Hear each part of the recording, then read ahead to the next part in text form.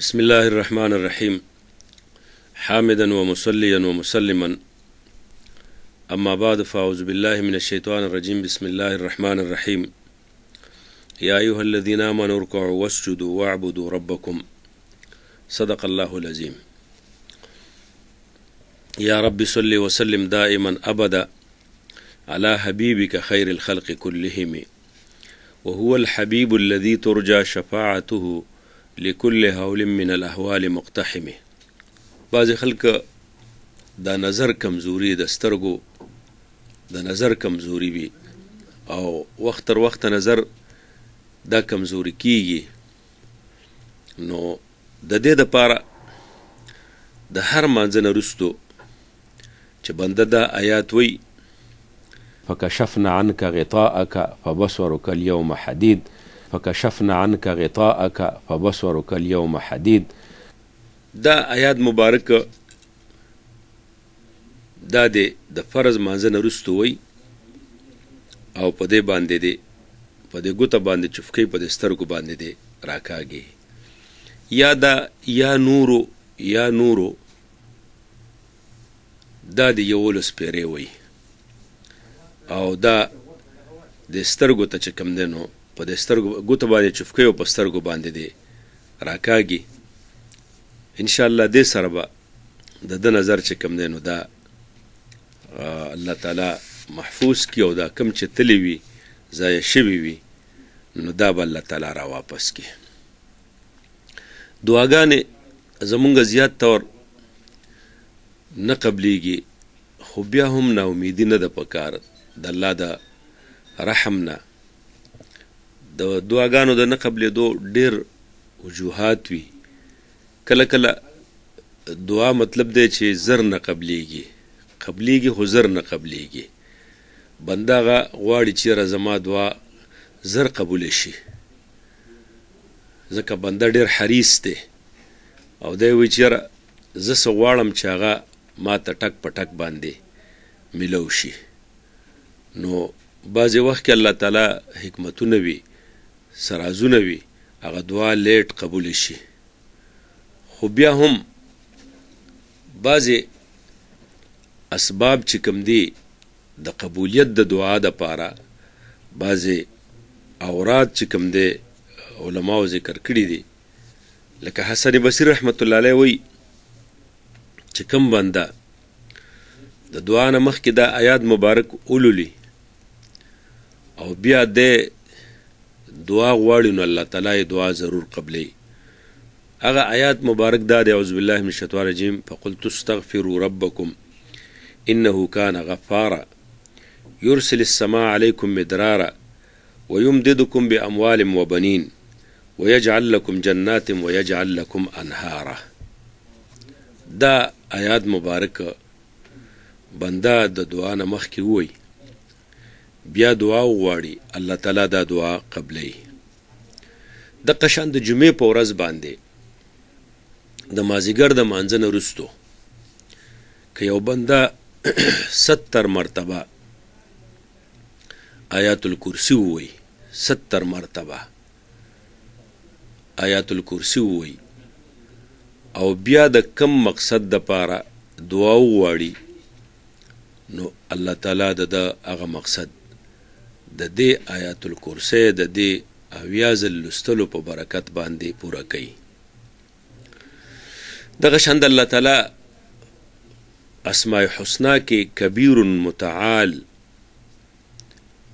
یا کبیر متعال دا دو نمونه 273 ځله دا اولولي او دعا وغواړي نو الله تعالی به د دعا قبلی. دغه شانته د زیارت په ورځ باندې د چاشت د مانځه نه پس 1500 ځل که بنده د الله نومونو کې یا سمیع دا اولولي یا سمیع 1500 ځل او بیا د دعا وغواړي الله تعالی د دعا قبلی. یو حدیث مبارک کې دا هم راغلی دی چې سیدت حضرت فاطمه الزهرا رضی الله عنها هغه وایي ما ته حضور علیه الصلاة والسلام فرمایل چې فاطمه د دعا نه مخکې دا وایه یا اول الاولین یا اول الاولین یا آخر الاخرین یا ذو القوة المتین یا راحم المساکین ویا ارحم الراحمین یا اول الاولین یا آخر الاخرین ویا ذو القوة المتین ویا راحم المساکین ویا ارحم الراحمین. ودا دعا وایا الله تعالی بستا دعا قبلی. دغه شان علماء دا هم لیکلی دي چې لا اله الا انت سبحانك انی كنت من الظالمین. دا درې ځله ولوستلی شي الله تعالی دعا قبلی. دغه شان نورم ډیر مسلې دي او ډیر اوراد دي د سره سره چې درود شریف کم دعا سره ولوستلی شي الله تعالی هغه دعا هم قبلی. بل دا چې پوره امید سره دعا وغوستلی شي او توجه سره چې د زړه هم متوجي وي چې د په ژبه باندې سوی چې هغه د زړه پوره هغه طرف ته متوجي وي او د الله جل جلاله د ذات نه دا امید وي د چې رضا غواړم الله به مال راکوي. ځکه چې د الله جل جلاله خزانه دا بسیاره دي او د الله رحم وسیع دی. نو الله ارحم الراحمین ذات دی د چا دعا نه رد کوي. ځکه الله جل جلاله خپلو بندګانو ته وایي چې تاسو مانه وغواړئ چې زه ستاسو دعا قبوله کړم. نو زما خپله دا تاسو ته اپیل دی چې 2 رکعاته نفل مونځ وکړی شي او بیا دغه شانته چې دا کم تاسو ته ما دا کم اعمال او اوراد وښودل او درود شریف وویلی شي او ښه په اخلاص باندې یو دعا وغوستلی شي. یو ورځ ونه شي بله ورځ باندې بیا وغواړي بله ورځ باندې بیا وغواړي بله ورځ باندې بیا وغواړي نو انشاءالله العزیز دعا قبلی. خو دې سره سره دعا د قبلېدو دپاره دام ده چې حلال خوري وي بنده د حرامو نه ځان ساتي. نو چې د حرامو نه څومره بنده ځان ساتي نو د دعاګانې به الله تعالی قبلی. بنده وایي چې زما رزق دی فراخه شي او زما کاروبار کې دی خیر او برکت راشي او رزق مې دی فراخه شي او که قرضونه دی را باندې چې دا قرضونه الله تعالی ختم کی او رزق مې فراخه وي نو د دې بنده د پاره دا پکار دی چې د ماسخوتن منځو کې او داسې ځای کې کینی چې دی یوازې وي او د الله تعالی ډیر نمونه دي.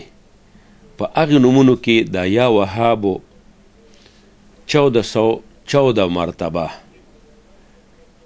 یعنی 1414 مرتبه دا یا وهابو دا نوم د الله تعالی وظیفه کې او بیا سلزله دا دعا ووایي.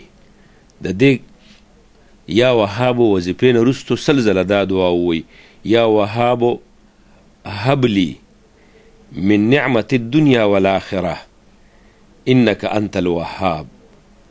يا وهاب هب لي من نعمة الدنيا والآخرة إنك أنت الوهاب. بعضی بزرگانو دې عمل ته کیمیای درویشان ویلې ده چې دا دومره بهترین عمل دی چې دا د درویشانو یو کیمیا ده. کیمیا به هر صورت یو عمل ده. دویم سوره یاسین. د سوره یاسین بعضې ډیر خصوصیات دي بشماره. په سوره یاسین کې الله تعالی ډیر لوی خیر او برکت ایښی دی. نو کم بنده چې ډیر قرضداري وي نو سوره یاسین دی روزانه باوضو د ماسخوتن د مانځه نه وروستو وځله وی انشاءالله ډیر زر به د قرضونو نه الله تعالی دته نجات ورکړي. دویم خصوصیت د سورت یاسین دا دی چې یو بنده جیل کې دی او د ده دا رهایي بالکل ناممکن او مشکله وي، یو ځای کې چا قید کړی دی یا جیل کې دی، دا بنده دی باوضو 75 مرتبه سورت یاسین ووایي. که فرض کا یوازې نشي ویلی 75 مرتبه، نو څو کسان د ملګري کې او 75 مرتبه دی سورت یاسین ووایي او بیا د دعا وغواړي، الله تعالی به د دې سورت یاسین په برکت باندې هغه بنده چې چا قید کړی دی یا جیل کې دی او راوتلی ناممکن او مشکل دی، د دې سورت یاسین په برکت باندې به الله تعالی راوباسي. که فرض که یو بنده بیمار دی او د دې دپاره دا سورت یاسین ووي چې الله تعالی ما جوړ کړي، نو الله تعالی به د دې سورت یاسین په برکت دی جوړ کړي.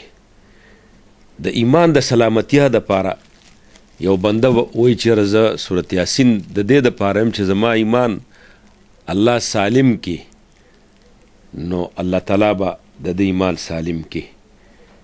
که یو کس وي او هغه وفات کیږي او د هغه خوا کې سورت یاسین ولوستلی شي، نو هغه باندې به سکرات الموت هغه به د آسان کړی شي، مرګ دا ساه وتل به د ده نه آسان شي، په ډېره آسانتیا سره به د ده نه روح وځي. کم بندی چې د دې دپاره ولولي چې یاره زه ښه دولتمند شم، نو دی د روزانه بیا 3 ځله دا وایي، دا به الله تعالی دولتمند وګرځي. روزانه به دی 3 ځله سورت یاسین وایي. کم بنده چې سورت یاسین ولولي او په رنجو باندې دم کی او دغه رانجه دی په سترګو کې روزانه اچي، نو دی به د سترګو د امراضو نه الله تعالی وساتي چې سترګو کې کم مرض راځي یا کم مرضونه وي هغه به الله تعالی د دې سره جوړ کړي چې رانجه په صورت یاسین باندې دم کې او هغه رانجه په سترګو باندې روزانه لګوي. زه بیا هم تاسو ته هم چې کم ملګري تپوس کوي، نو زما دغه کم نمبر چې په دې باندې دی ورکوي، نو دا د په وټساپ وایس میسیج کې تپوس کوي زیات طور، هغه چې زه کله اوزګار شم بیا یې وګورم. او که داسې ما ته بار بار ټلیفون راځي، اکثر کله د مونځ په وخت کې راشي، کله د درس په وخت کې راشي، کله داسې د بیان په وخت کې راشي، نو بیا هغه ما ته پورته کول مشکل وي. نو دې وجې نه زه دا ویم که تاسو تپوس کوئ، زما په دغې نمبر باندې وټساپ هم شته، نو په هغې وایس میسیج په ذریعه باندې تپوس کوئ. الله دې موږ او تاسو ټول له په دې باندې عمل کولو توفیق راکړي. وصلی الله تعالی علی خیر خلقی محمد و آله و اصحابه اجمعین.